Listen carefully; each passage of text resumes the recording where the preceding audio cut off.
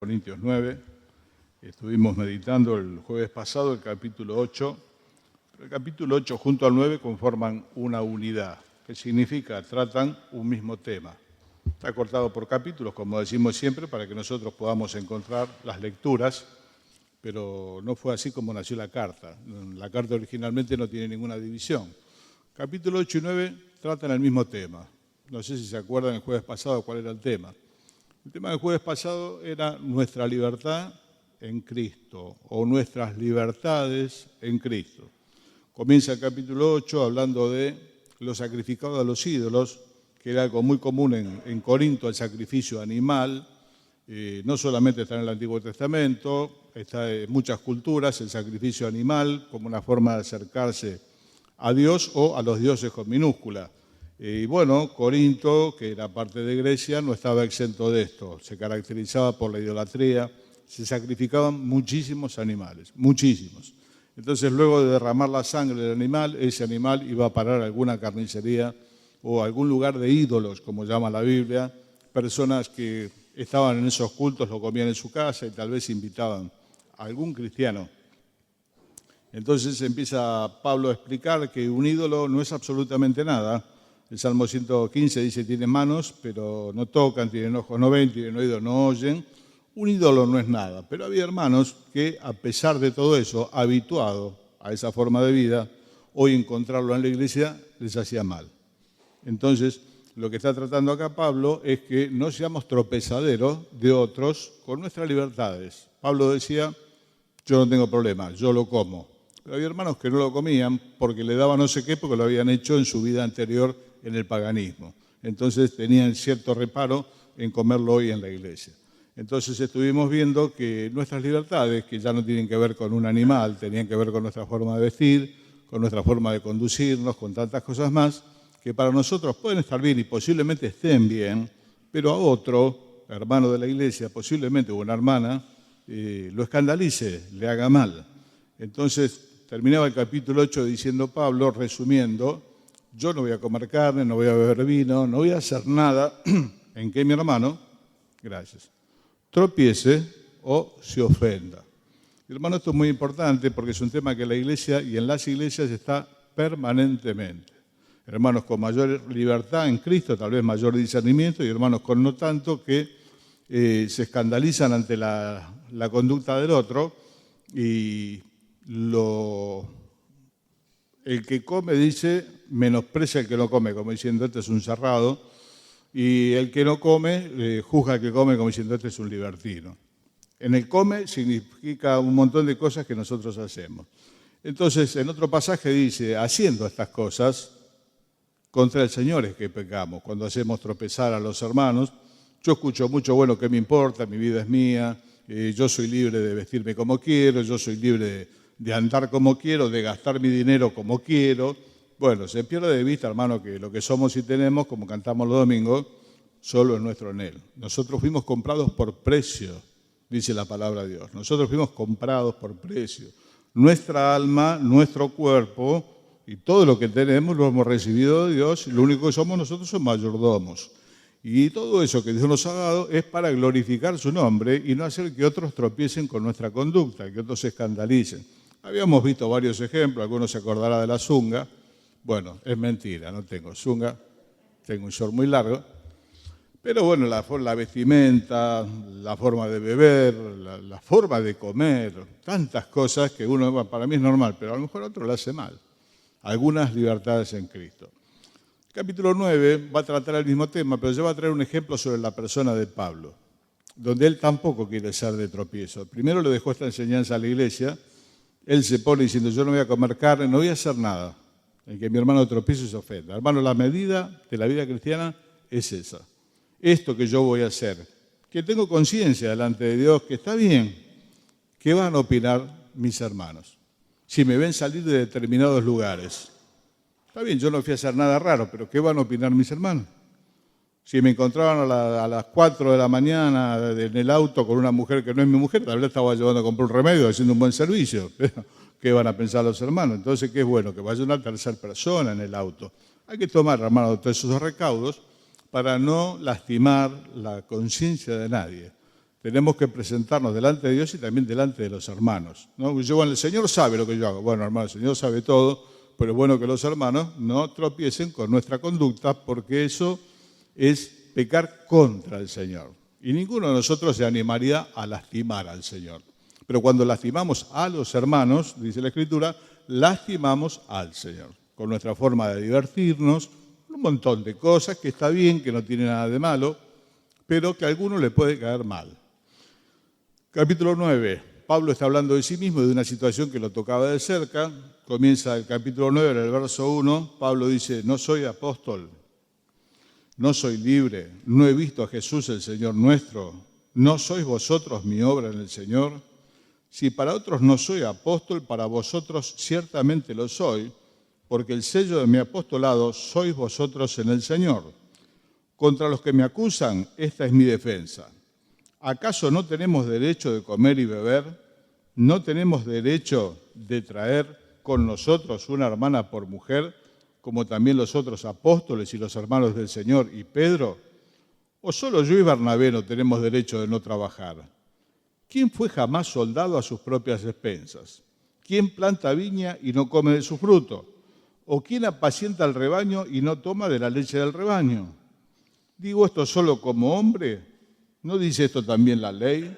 Porque en la ley de Moisés está escrito, no pondrás bozal al buey que trilla. ¿Tiene Dios cuidado de los bueyes o lo dice enteramente por nosotros? Pues por nosotros escribió, porque con esperanza debe arar el que ara y el que trilla con esperanza de recibir del fruto. Si nosotros sembramos entre vosotros lo espiritual, ¿es gran cosa si segáramos de vosotros lo material? Si otros participan de este derecho sobre vosotros, ¿cuánto más nosotros? Pero no hemos usado de este derecho, sino que lo soportamos todo por no poner ningún obstáculo o tropiezo al Evangelio de Cristo. ¿No sabéis que los que trabajan en las cosas sagradas comen del templo y los que sirven al altar del altar participan? Así también ordenó el Señor a los que anuncian el Evangelio que vivan del Evangelio. Pero yo de nada de esto me he aprovechado, ni tampoco he escrito esto para que se haga así conmigo, porque prefiero morir antes que nadie desvanezca esta mi gloria. Está hablando de un tema que también se desarrolla en otros pasajes de la Biblia, que es el sostén económico de los siervos de Dios. Entonces se da varios ejemplos. El buey que trilla, dice la ley, no le pondrás bozal. Entonces mientras va trillando va comiendo. Y algunos le ponían bozal para que no coma. Bueno, es una crueldad, el animal trabaja y puede comer también, estaba en la ley de Dios. Los que trabajaban en el templo comían de esas ofrendas también, el sacerdote, su familia, participaban. Y así Dios estableció que aquellos que predican el Evangelio, anuncian el Evangelio, vivan también del Evangelio. Esto es una enseñanza bíblica, el sostén de los siervos de Dios, ¿no? Hombres o mujeres que dedican su tiempo, tal vez por entero, como lo hacía Pablo, a servir al Señor. Y no tienen la posibilidad de trabajar como muchos de nosotros, porque están ocupados en la obra de Dios tal vez todo el tiempo. Y es responsabilidad de la Iglesia sostenerles con dignidad. Históricamente no nos hemos portado muy bien con estos hermanos y estas hermanas, las iglesias en general. Hay iglesias que fueron la excepción, pero no nos hemos portado muy bien, los hemos desamparado un poquito con el dinero y aún con el respaldo espiritual, tan o más importante que el dinero. Una vez hablaba con don José Vicio, un querido hermano que ya está con el Señor hace mucho tiempo, siendo él presidente de una entidad como FEMA, y yo le decía a don José, ¿cuántas de las iglesias que enviaron obreros a determinados lugares participan económicamente y espiritualmente en el sostén de ellos? Y don José me dijo, son muy pocas, por eso existe FEMA. Hace poco lo decía el hermano Patarlini, FEMA no tendría que existir.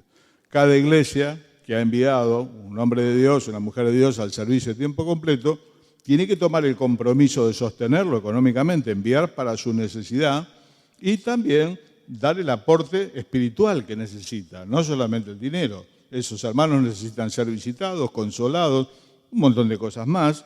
El misionero no es más que el pastor. A veces pensamos, bueno, el misionero es más que el pastor. No, hermano, es un obrero de la iglesia, o una obrera que está dedicando tiempo en lugar donde lo envió la iglesia. Obviamente el Señor a través de la iglesia. Entonces, esta es una responsabilidad de la iglesia, velar por los hermanos o hermanas que dedican su tiempo a las cosas de Dios y no pueden trabajar como lo hacemos la mayoría. Primera Timoteo 5:17 dice que los ancianos que gobiernan bien sean tenidos por dignos de doble honra, la honra del respeto y la honra económica, especialmente los que trabajan en enseñar y en predicar. Así que esta es una responsabilidad que Dios nos da a la iglesia de cuidar de los siervos de Dios, sean hombres o sean mujeres. Bien, este es un derecho de Dios. ¿Pero qué es lo que dice Pablo? Yo no lo usé, este derecho, y más adelante dice, tampoco me aproveché. Están las dos partes, ¿no? La responsabilidad de la iglesia y la responsabilidad del siervo de Dios. Una cosa es ser sostenido con dignidad, otra cosa es, como vemos en algunos casos, un exceso donde esa persona dispone de mucho más dinero que los miembros de la iglesia. No, tiene que ser algo con equilibrio, pero es una responsabilidad. ¿Por qué dice Pablo en este caso a los corintios, yo no usé este derecho? Pues él dice, yo no soy apóstol. Era muy discutido el tema de Pablo en sus tiempos, ¿no? La pasó bastante mal, porque le decía, mira, apóstol, Pedro, Juan, ¿y este quién es? Bueno, yo vi al Señor en el desierto, lo explica en el libro de Hechos 3 veces, pero había mucho reparo. Pero la iglesia en Corinto la fundó Pablo. Entonces él dice, el sello de mi apostolado son ustedes. Si para otros no soy apóstol, para ustedes lo son. Y esta es mi defensa contra los que me acusan. Porque había mucha gente que lo acusaba. No, bueno, no es apóstol, lo que pasa es que quiere vivir sin trabajar. A veces se dicen ese tipo de cosas. No, el que está involucrado de esta manera, más como estaba Pablo, no vivía así porque no quería trabajar, porque de hecho trabajó en muchas ocasiones. Hacía tiendas de campaña, que era lo que se utilizaba en ese momento, y en algunos momentos lo hacía. No recibió dinero de los corintios. Yo no lo usé este derecho, tengo derecho, no lo usé para que nadie tropiece, para que nadie piense que yo quiero vivir sin trabajar y vivo de la iglesia, y en especial de esa iglesia que era muy inmadura. Entonces él prefería no recibir dinero de estos hermanos inmaduros que podían mal pensar que él lo hacía para no trabajar, para servirse de los demás, y esto no era así. De los filipenses recibió ofrendas y de otros lados también, pero de los corintios no las recibió. No las recibió para no ser tropiezo, que es el tema del capítulo anterior. No ser tropiezo a los hermanos. Que nadie piense que él esto lo hace por plata. O a veces dice, bueno, es la obligación de él, para eso le pagamos. Yo a veces escuché esto de algún misionero, de alguna hermana, ¿no? Cuando tienen tanto trabajo, van, vienen. Bueno, en el caso de estar sostenido, para eso le pagamos. No, hermano, ese no es el enfoque, no es el empleado de la iglesia. Es un siervo de Dios, hombre o mujer, al cual la iglesia sostiene porque es su deber delante de Dios, no le está pagando. El servicio de Dios no se puede pagar. No tiene precio las cosas de Dios. ¿Qué es lo que tiene? Ofrendas que se envían. ¿Cómo? Como los que envían se han propuesto en el corazón. Bien, entonces Pablo esto no lo toma para no ser tropiezo de los corintios porque no lo entendían el tema de los corintios y esto, hermano, te vuelvo a decir, no es tan extraño. Nuestras iglesias por muchos años no lo hemos entendido muy bien tampoco. Yo me alegro mucho que hoy hay un mover misionero bastante importante, hay un despertar en las iglesias por la obra misionera, porque la obra misionera se había venido abajo. Muchos hermanos no querían salir al trabajo de tiempo completo, medio tiempo, porque se compraban un pasaje a la pobreza. Y algunos decían, bueno, mi señora y yo estamos dispuestos a tomarnos el agua de la zanja, a comer el pasto. Pero mis hijos, tengo hijos. El Señor me llamó a mí, a la obra, a mi señora, y yo voy a arrastrar a mis hijos a esto. Hablaban con un querido hermano de San Luis, una vez hijo del primer misionero de las asambleas, y él no había querido saber nada. Y le decían, bueno, vos sos hijo del primer misionero de las asambleas, vos también tenés que ser misionero. Él dijo, no, yo voy a trabajar. Yo sirvo al Señor y trabajo, y voy a conservar mi trabajo para sostener mi ministerio. Me dice, porque yo vi a mi padre y a mi madre llorar muchas veces delante de Dios por necesidades que teníamos que eran extremas. Dice, yo era bastante bravo de chico Y una vez mi papá vio que yo me metía en la pieza y fue atrás porque pensó que iba a ser alguna malignidad del chico y lo encontró que estaba orando. Entonces se quedó el padre y después le dijo, ¿qué estabas haciendo? No, dice, papá, mire, yo estaba orando por un par de zapatos, porque no tenía los zapatos. Bueno, mi hijo, se ha hecho bien. Pasado una semana, lo llamó y le dice, bueno, mira, tu oración fue escuchada. Ahí vino alguien y trajo un par de zapatos de tu medida.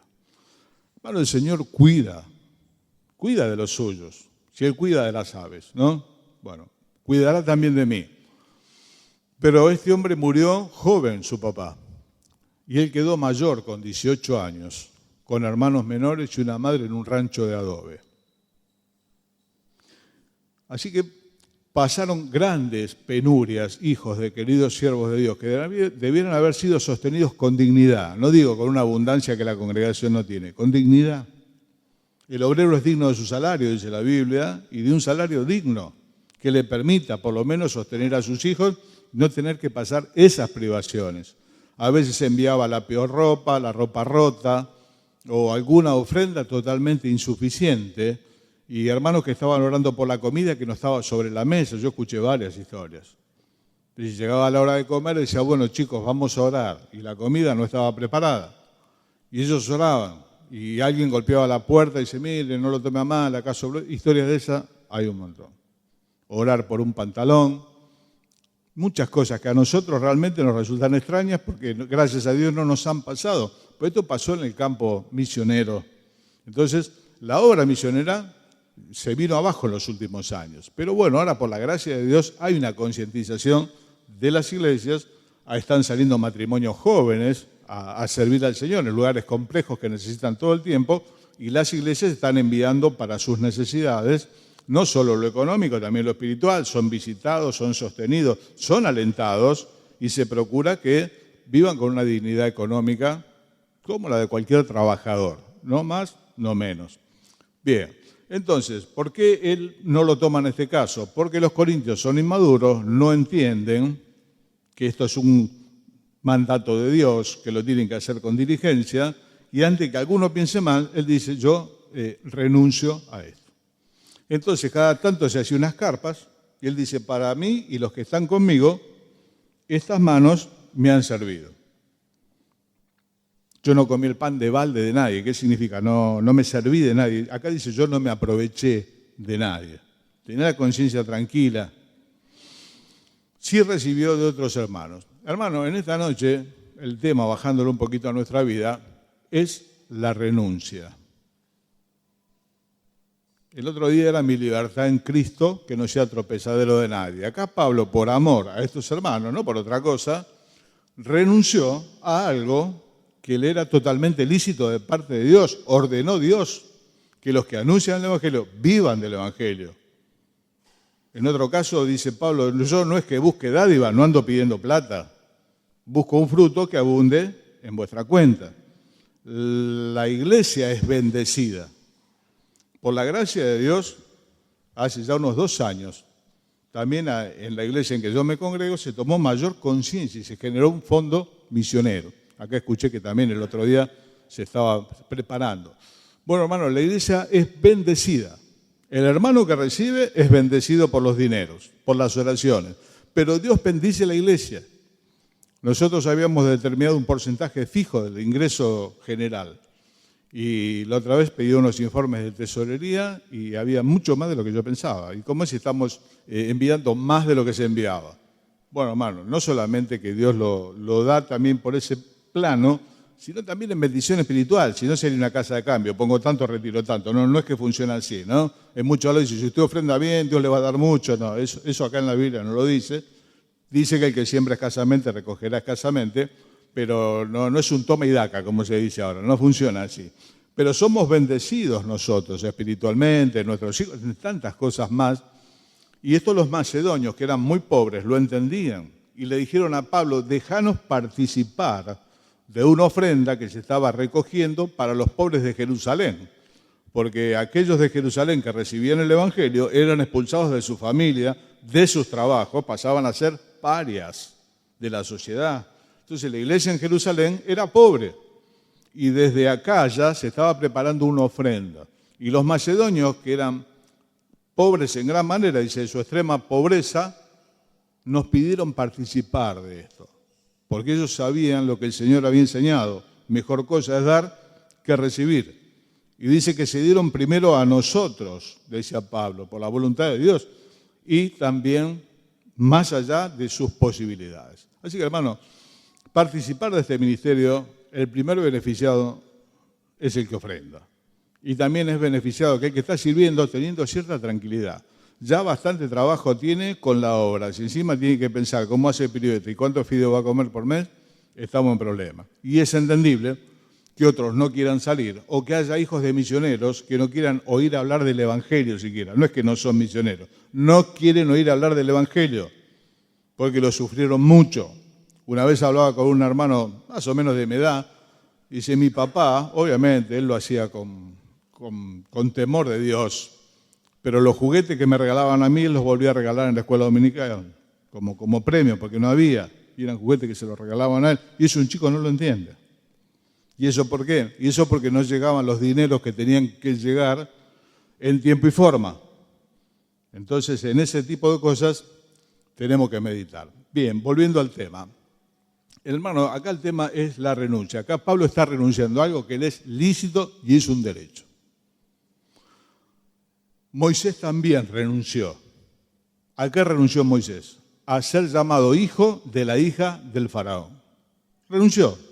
Era un derecho, le asistía porque lo prohijó la hija del faraón y él podía heredar una muy buena posición en Egipto. Sin embargo, prefirió, dice el texto bíblico, ser maltratado con el pueblo de Dios. Hay que ser muy espiritual y hay que tener mucha estatura espiritual para la renuncia. Todos nosotros conocemos nuestros derechos. Todos nosotros conocemos nuestros derechos. La gente dice, yo tengo derecho a esto. Todos conocemos nuestros derechos y están bien. Son derechos. Tenés derecho. Pablo tenía derecho a ser sostenido.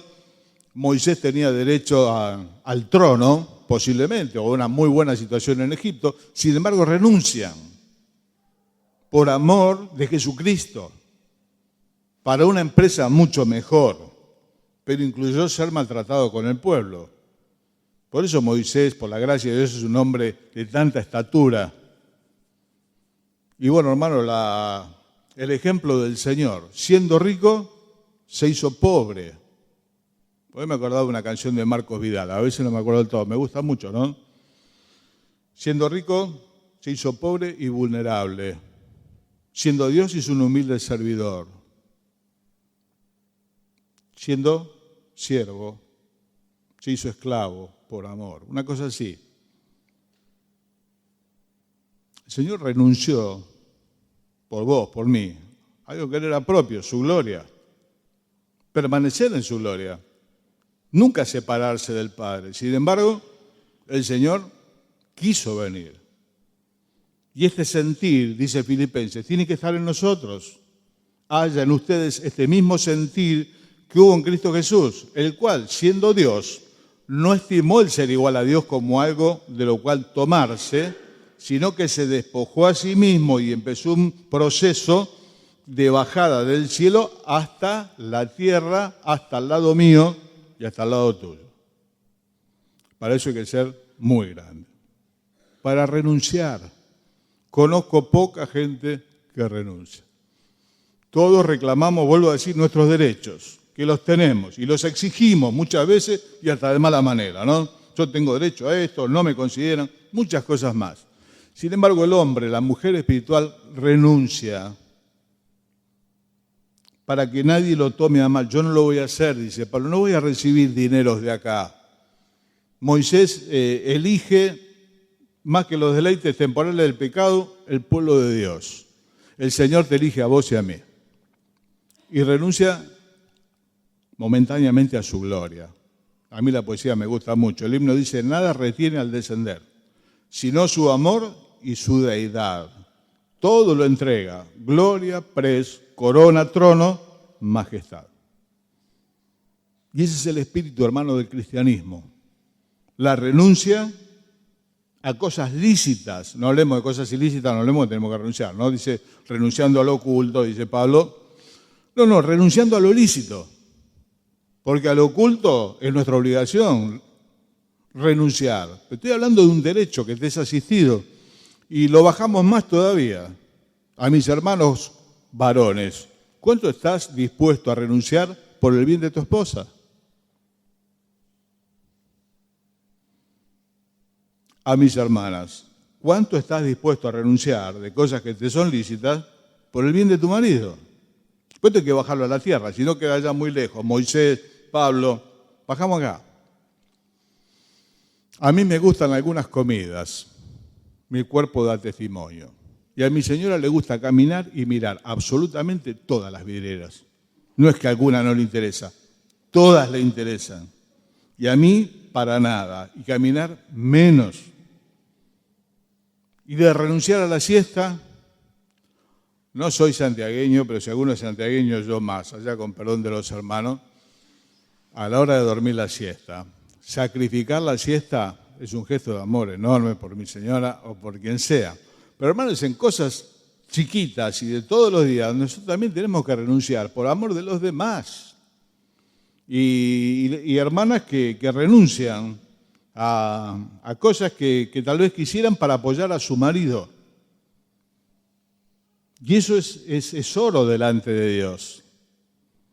Hay hermanas que renuncian a su realización personal por criar sus hijos. Es la mejor herencia que le puedo dejar. Que vos te postergás, no te quepa ninguna duda. Te vas a encontrar con compañeras de la secundaria que el día de mañana una es médica, la otra es odontóloga, etc. Y vos sos madre. ¿Y vos qué sos? Madre. Y te miran como si, ay, pobre, nada más, vamos a orar por vos. No, querida, si vos sos madre y sos una madre realmente de Israel, una madre de Dios, seguramente le aportaste al pueblo de Dios hombres y mujeres de Dios. No digo que los profesionales no lo puedan hacer, pero tiene mucho mérito quien renunció a lo propio por los demás. ¿Cuánto estamos dispuestos a renunciar a cosas que no son propias? Que tenemos derecho. Tenemos derecho al descanso, tenemos un montón de derechos. Y hacer lo que muchas veces, te vuelvo a repetir, no nos gusta. Yo no lo haría. Por mí no lo haría. En cambio, por mi señora lo pienso 2 veces. Y gracias a Dios, ella lo hace también. Y nos es de bendición mutuamente. El día que nos casamos, ya van a ser 35 años, nos dijeron que buscásemos el uno, el bien del otro. Y lo hemos procurado. La mano cuesta, pero de mucha bendición. ¿A qué estás dispuesto a renunciar por tus hijos? La gente dice, yo quiero lo mejor para mis hijos. ¿Los quiero tanto a mis hijos? Bien. ¿A qué estás dispuesto a renunciar por tus hijos? A lo mejor vas a tener que trabajar más horas para que tus hijos puedan estudiar. A lo mejor vas a tener que trabajar menos horas, al revés, para que tus hijos te puedan tener. La otra vez apareció en internet, le preguntaban a 4 o 5 chicos qué regalo prefería de los padres. Cada uno dijo lo que quería de los padres y después le preguntaron si prefería el regalo o que los padres pasasen tiempo con ellos. Y los 5 dejaron el regalo pidiendo que los padres pasasen tiempo con ellos. Hoy en día se vive un tiempo de padres ausentes. No que estén muertos, están ausentes. Y a lo mejor los chicos están llenos de regalos, pero ¿quién al padre? No hace mucho tiempo iba por Mendoza. No, perdón, iba a Verónica, acá, a Elín. Mi señora en el auto, lloviznaba. Íbamos hacia el campamento y al revés, caminando al revés por la ruta como tiene que ser, para que no lo atropelle nadie de espalda, venía un matrimonio con sus hijitos. Y obviamente no había auto, si no, no vendrían caminando. Pero están juntos. El Señor era extremadamente pobre. Los padres del Señor eran extremadamente pobres, no pudieron ofrecer un cordero, por el Señor ofrecieron 2 palomas. Así que eran pobres. Pero el Señor tenía hogar. Y ese es un tesoro que vos le podés regalar a tus hijos. A lo mejor le podés regalar una casa, está bien. Pero no pierdas la ocasión de regalarle hogar, tu tiempo. Me refiero al papá y a la mamá. Especialmente cuando son chicos y se los está criando. Dale de tu tiempo. Léele vos la Biblia. llévalo vos al Señor, mamá. Y vos, papá, llévalo a que juegue a lo que quiere jugar y vos jugá con él. Y conversá con él, para que no converse con extraños que le van a decir cualquier cosa. ¿Cómo es el vínculo con tu hijo? Hay padres que me han dicho, yo realmente no, me cuesta mucho. Algunos de nosotros venimos de una generación de padres mudos prácticamente, los que tienen mi edad, los padres, especialmente los varones, a los varones se hablaba poco y de algunos temas ni se hablaba directamente. Bueno, la generación era así, pero tiene que cambiar. Tu relación con tu hijo tiene que ser fluida y que él tenga la confianza de contarte lo que sea. Y a vos, mamá, la relación con tu hija tiene que ser fluida y vos tenés que ser su especial confidente, que te cuente a vos lo que le está pasando.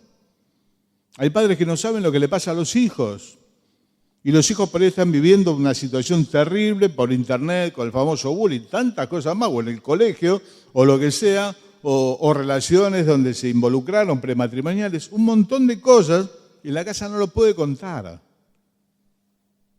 Pero los padres no quieren renunciar a su propio bienestar, entonces no tenga hijos. Querido, tener hijos implica la renuncia. El que no esté dispuesto a renunciar a sí mismo, no tenga hijos, porque ya el mundo está lleno y henchido. Si vas a tener un hijo, ocupate. Y ocuparte no es solamente alimentarlo, pagarle el colegio. Ocuparse es tener tiempo para estar con él. Obviamente que todo el día no se puede porque hay que trabajar, pero que aparte es un tiempo. Si le gusta pescar, pesca con él. Si le gusta la pelota, que ya es un tronco, andá a jugar un poco con él. Lo que a él le guste, lo que a la nena le guste, lo que sea. El papá, la mamá, padres presentes. Y bueno, para el juego tengo que renunciar a algunas cosas. Y sí, querido, sí. Cuando vos tenés un hijo, automáticamente pasás al segundo lugar. Dejás de ser prioridad y pasás a ser segunda línea. Porque el nene llora cada 2 horas, cada 3, pañal, un montón de cosas. Y así, por lo menos hasta los 20 y pico que se casa. Y después la preocupación por ver si están bien o no y vivir orando hasta el día que vos te morís y yo me muero. Entonces, el tema de la renuncia. ¿Cuánto estás dispuesto a renunciar por amor de los hermanos? Decía Pablo, yo todo lo sufro por amor de los escogidos. Todo lo sufro, y la palabra todo, como decimos muchas veces, cuando está en la Biblia, significa eso, todo. Yo todo lo sufro. Más tarde va a decir a los judíos, me dice como judío, a estos como para ganar al mayor número. No es que pecó, me refiero en su idiosincrasia, en su forma. Él se acercó, dejó de lado muchas cosas por ganar a otros para Cristo. Yo todo lo sufro por amor de los escogidos. ¿A qué renunciás vos por los hermanos? ¿A qué renunciás por tu esposa, por tu esposo, por tus hijos, por los hermanos? Alguna vez lo habré contado en tantas horas de estar acá, ¿no? Una vez iba un joven de la iglesia, hace como 20 y pico de años. Me dijo, me voy. Argerich ya no me sirve. Qué dolor, ¿no? Porque el Señor dijo, el Hijo del Hombre, yo siendo el Señor el Maestro, dijo, estoy entre ustedes como el que sirve. Nosotros estamos para servir en la iglesia, todos. Y muchas veces postergarnos por los hermanos. En los campamentos siempre le voy a dar muchas gracias a los que cocinaron. Que a veces, mirá, no pudimos escuchar, están pelando papa. O a las 6 de la mañana están pelando papa. Y siempre te toca a vos pelar papa. Y a lo mejor sí. O limpian los baños, tantas cosas. Lo hacen por los hermanos. Ellos también tienen derecho a estar sentados en la reunión y todo lo demás, pero eligieron servir. Y cobrar el campamento, bueno, ni te cuento, eso es un prócer, el que cobra el campamento. Y el que lo organiza, tantas cosas más. Es hora de renuncia, poca gente que renuncia. Todo el mundo conoce sus derechos y los reclama. Y finalmente, querido, ¿cuánto estás dispuesto y cuánto estoy dispuesto yo a renunciar por amor de su nombre? Siendo que Él renunció a su posición en un momento de la historia por vos y por mí. ¿Qué estás dispuesto? ¿A qué estás dispuesto a renunciar, querido, por amor de su nombre? ¿A qué estoy dispuesto yo A todos no nos duele en el mismo lugar. Hay cosas que a mí renunciar por el Señor no me cuestan absolutamente nada, pero en otros temas tengo bastante problema y me cuesta. Y muchas veces tengo que pedir perdón, porque después de tantos años me siguen costando. Hoy le tengo que decir, Señor, perdonadme, porque en esto estoy siendo mezquino para con vos. Vos lo diste todo por mí, en mi pobre medida yo tendría que darlo todo por el Señor. Pablo decía haberlo perdido todo y tenerlo por ganancia. Bueno, hermano, ¿qué perdiste vos por el Señor? Los felicito a los de River hoy, que están acá. Había un partido importante. Yo no entiendo nada, encima estaban con las mismas camisetas. Me dicen, el River juega, tío. Bueno, listo. Tendrían que estar hoy mirando a River en su casa. Eligieron estar en la iglesia. Es un detalle. Los hermanos, el Señor, en una cultura tan egoísta como nos toca vivir, donde cada uno busca lo suyo propio. Esto no es nuevo, esto pasaba en la época de Pablo. Decía, porque cada uno busca lo suyo propio y nadie busca lo que es de Cristo. Hermano, ¿qué estás dispuesto a renunciar? Lícito, Bueno, no hablemos de la oscuridad. Lícito, por amor de su nombre. Por amor de tu esposo, por amor de tu esposa, por amor de tus hijos, por amor de los hermanos, por amor de Dios, del Señor. Tenés todo el derecho del mundo. Hay gente que dice, mi vida es mía. No es tan así, la vida es de Dios. Querido, ¿qué vas a hacer con tu vida? Y bueno, yo la quiero vivir. El que quiera ganar su vida, dijo el Señor, la va a perder. Y el que la pierda por causa de mí, la va a encontrar. Hay una matemática de Dios que parece que funciona al revés, pero funciona maravillosamente bien. Y encontramos poca gente que renuncie. Poca gente que renuncia. Por eso, hermano, el tema de esta noche, más allá de este ejemplo de Pablo, es decir, yo no lo voy a hacer para no poner tropiezo al Evangelio, que nadie piense que quiero vivir sin trabajar. Nuestras renuncias. ¿Qué estás dispuesto a hacer por lo que están a tu lado? ¿Qué cosa que te cuesta? ¿Y qué cosa que te cueste por el Señor? Quiera Dios poner la inquietud en nuestro corazón. Hoy vivimos una sociedad egoísta que se está quedando sola. El egoísmo te deja solo, como perro malo, al fondo. Solo. Pero está predicado como nunca. Y los cristianos estamos en todo ese ruido. Y a veces también reclamamos nuestras cosas. Y le reclamamos cosas al Señor también. Encima nunca falta el predicador que dice, demandale al Señor. Ni se te ocurra jamás demandarle, nada, reclamar nada. Yo tengo absolutamente, nosotros somos deudores al Señor. ¿Qué vamos a reclamar? Reclamarle, demandarlo, declararlo. Y dice, es pastor, no sabe lo que dice, no importa. Pastor se puede por cualquier cosa, predicador también. No, haya en vosotros este mismo sentir que hubo en Cristo Jesús. ¿De qué? De la renuncia, del despojo, de lo lícito. Más abajo, Pablo, yo lo sufro todo por amor de los escogidos. Esa es la medida de Dios en esta noche. Que seamos hombres y mujeres de los que renuncian a cosas lícitas.